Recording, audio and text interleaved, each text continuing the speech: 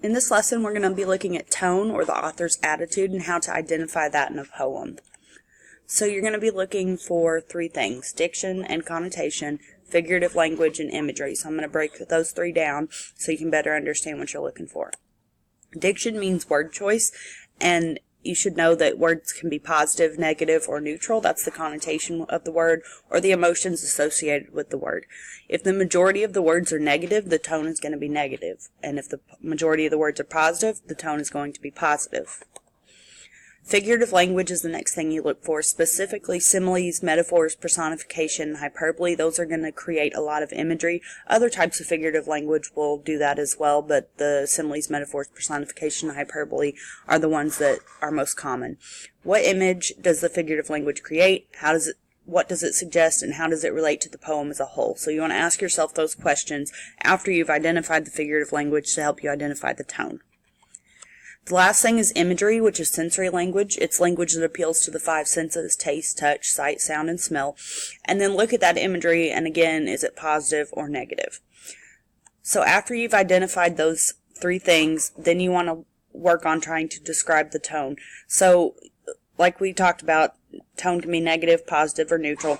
Some of the negative words you can use to describe a tone are aggressive, angry, cruel, defiant, depressing, disapproving, regretful, or worried.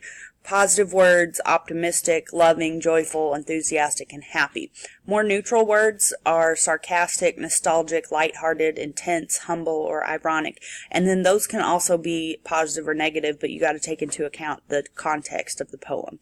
So we're going to do an example. This is from Dulce et Decorum Est by Wilfred Owen. I want you to pay specific attention to what I have highlighted. I've highlighted words with strong connotation, figurative language, and imagery. Bent double like old beggars under sacks, knock-kneed, coughing like hacks, we cursed through the sludge, till on the haunting flares we turned our backs and toward our distant rest began to trudge. Men marched asleep. Many had lost their boots, but limped on, bloodshot.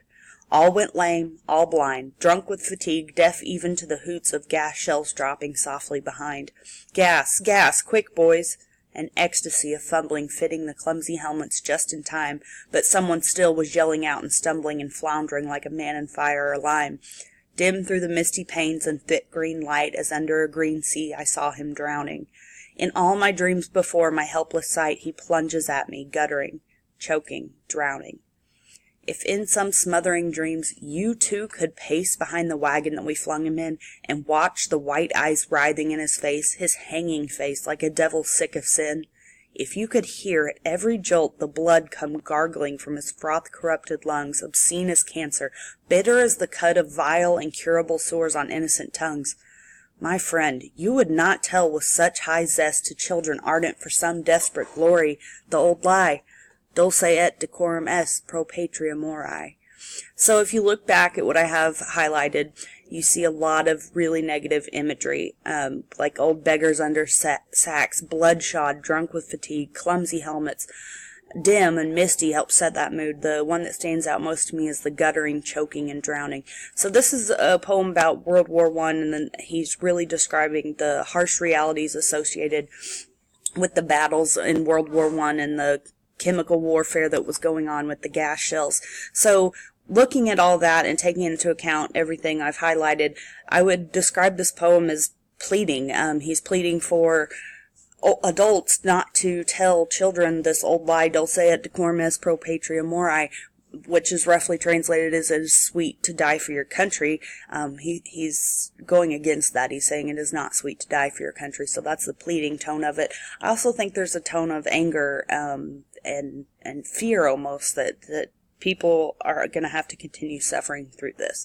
So that's how I would describe the tone: is pleading, angry, and fearful.